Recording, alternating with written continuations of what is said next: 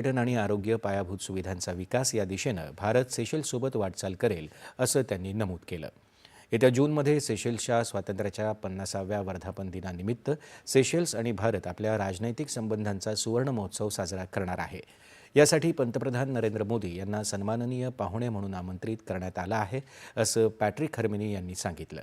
हिंद महासागरातील देश म्हणून सागरी सुरक्षा आणि प्रादेशिक स्थैर्य दोन्ही देशांमधील संबंधांसाठी महत्त्वाचं असल्याचं त्यांनी नमूद केलं. राष्ट्राध्यक्ष डॉक्टर पॅट्रिक हर्मिनी यांनी आज नवी दिल्लीत उपराष्ट्रपती CP राधाकृष्णन यांची भेट घेतली. दोन्ही नेत्यांनी भारत सेशेल्स द्विपक्षीय संबंधांच्या प्रमुख पैलूंवर चर्चा केली. त्याआधी हर्मिनी यांनी परराष्ट्र व्यवहार मंत्री डॉक्टर S जयशंकर यांच्यासोबत झालेल्या बैठकीत विविध महत्त्वाच्या मुद्द्यांवर चर्चा केली.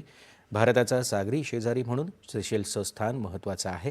तसंच भारताच्या महासागर अर्थात सर्वांसाठी सुरक्षा आणि विकास या भारताच्या दृष्टिकोनात तसंच ग्लोबल साऊथ संदर्भातल्या वचनबद्धतेला सेशेल्सनं कायम पाठिंबा दिला आहे, असं जयशंकर यांनी नमूद केलं.